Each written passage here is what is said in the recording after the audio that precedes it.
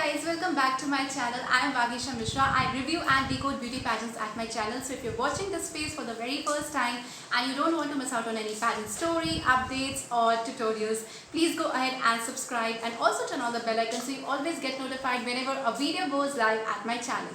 So let's get started. So today I'm going to talk about how to be an eloquent speaker in pageants. Now this is a very common question which is popped up by many of the pageant aspirants in most of my comment section, and I have been inquired so many times to come up with a video to talk about how to be an eloquent speaker. So in this very video we are going to decode the same thing, and let's go ahead and let's know what are the nitty-gritty of being an eloquent speaker when it comes to pageants or in public space particularly. Now before we start with the tips and the advices on how to be an eloquent speaker, you have to first of all understand that there should not be any leakage in your any communication which you make with either your pageant judges during the time of your question and answer or before the pre-pageant activities when you are interacting with the staff, with the organization and with many other delegates who are competing for the same title. So with this, I really mean to say that whatever you are saying, you should never complicate your words or your phrases, because whatever idea you have in your mind, it really becomes complicated when you start using different kind of words which are not necessarily very essential to be used in that given scenario. So you have to understand and draw the balance. You have to draw the line that when do you need to choose and select certain kind of words in any given situation. For example, if you go and talk to your friend using words like dude and buddy, you cannot use the same words in your official or professional context, right? So in that sense, you need to strike a balance on what kind of words you need to speak in which kind of audience or in which kind of location. So for that sense, it's very important to keep on moderating the kind of words and phrases according to the situation as well as according to the audience you are interacting to. Now the next thing is that it's very important to understand that people need to absorb the kind of information you are conveying, because if they are not really able to absorb what you're trying to say, then your communication does not hold any value whatsoever. So it's very important to absorb all the kind of things which you are trying to convey with your words, with your phrases or with your any kind of sentence which you are using in order to communicate or interact with your audience. If your words are entangled with each other and they don't make a proper sense, you have to understand that this is the time where you need to realize that the same size does not fit all, and you need to keep on moderating the kind of words and phrases you use in your everyday life. Now let's come to the second most important factor which you need to keep in your mind in order to enhance your speech and in order to sound as eloquent as you can. Now it's very important to keep the melody alive in your communication. Now if you really want to stand out in any pageant interview or in any pageant communication where you are interacting with a lot of people, it's very important to understand that keeping the melody alive is the key. If you really want to keep the melody alive in your communication, the point here is to alter the kind of intonation, stresses and emphasis when you're speaking the same sentence. If you really want to make an impact with whatever you are saying, it is important to pay attention to the rise and the fall of each and every phrase which you are using in your communication. Now, if you have watched my review video on how Miss Brazil spoke during the final question and answer round of Miss Universe, I did definitely stress on this fact that I did not really like the content of her speech, but I really loved the power which she created with the kind of words and phrases she used in her speech. Now it's very important to understand that the result of any pageant does not merely lie on the basis of the content which you are conveying, but it also matters a lot that how you are speaking anything, what kind of impact your words and your phrases are making whenever you are uttering them. So in that sense, it's very important to stress on any given specific words. Like if you say, oh, the door is closed, you are showing surprise here. But if you say, the door is closed, you are expressing anger here. If you say, oh, the door is closed, it shows your shock or your sadness or that you're upset over the same. So the same kind of word, if you try to say it in different melody, it kind of creates a very different impact of the same phrase or word or sentence which you have uttered. So it's very important to keep the rise and the fall in your sentences, because nobody is actually going to pay attention to your words if there is no melody at all. So it's very important to give attention to all the rise and the fall. Keep your energy and your spunk very much alive whenever you're interacting with anybody in the pageants. Now again, we have to understand that at the end of the day, your pageant industry is a part of showbiz industry. So it's very important to learn how to create drama with your words, with your expressions. So learn how to dramatize your speech. Where do you need to emphasize on the right kind of words and make your speech sound quite dramatic?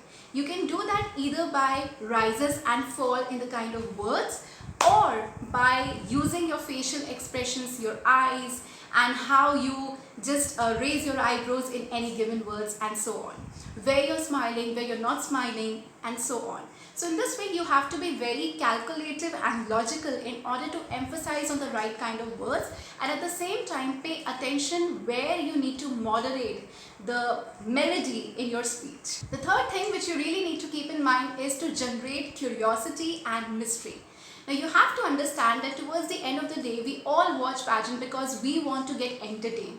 We are not here to get only motivated. Of course, motivation is a part of your pageant journey, but other than that, we really want to get curious, we want to enjoy and have fun whenever we are watching any pageant. So whatever you are saying in your speech, if you are conveying your story, if you're talking about your certain anecdote of childhood, or if you're trying to talk about certain things which you have done in your present and is very relevant from your pageant exposure, from your pageant point of view, it's very important that you try and give attention to all the kind of anecdotes in a very mysterious and curious way. You do not tell everything at once. You leave some scope for the audience to know you better as the days pass by. So keep something as a reserve, and as time pass on, you can tell certain things to your audience day by day, either through your social media handles, through your videos, or if you are given any platform during any press interview or in the closed door interview, you can certainly kill that curiosity by telling something more, adding something more to your story. Now, when is it when you really understand that if you are an eloquent speaker by following all of these skills or not? Whenever you get time to practice your speech with your friends, make sure that you're using the similar kind of skills, be it sharing a story in your curious way or talking about certain things using the rise and the fall in your speech. And apart from that, also using your facial expressions to convey your excitement or thrill. All of these skills, whether you have exercised properly or not, will only be deciphered when you practice it with your friends. So talk to your friends in the same way, try to ask them to give you feedback and make you understand that what impact are your words or your phrases actually creating in that given scenario.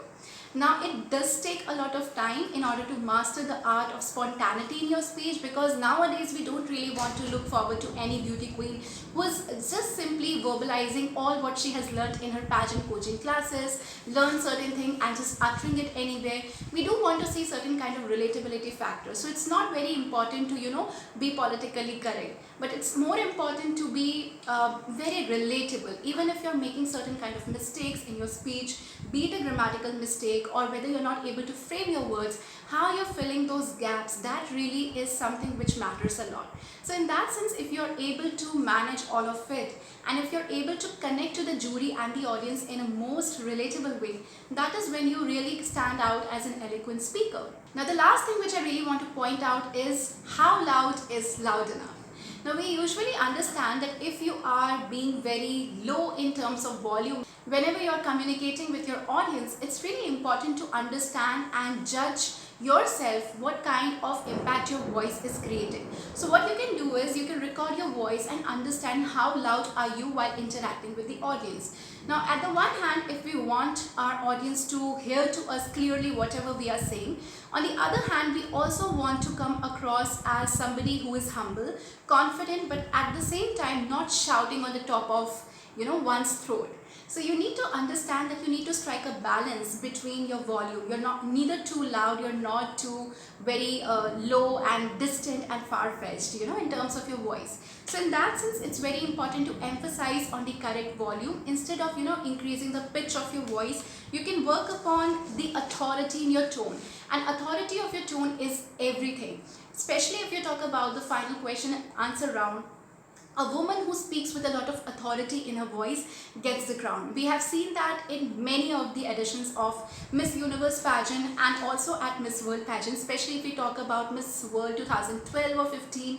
We see that some of the candidates who have not given extremely intelligent answers, they have won and they have ended up winning the title. So it happens only when you show certain kind of authority in your voice. So with your belief in yourself, if you try to exercise the authority in your voice that whatever I'm saying, I believe in it, then definitely the audience will certainly take you as somebody who's very confident and self-contained. So in that sense, it's very important to control the authority of your voice. Also, you can try increasing the bass in your throat, in your speech, so that your voice comes across as a highly authoritative and confident one.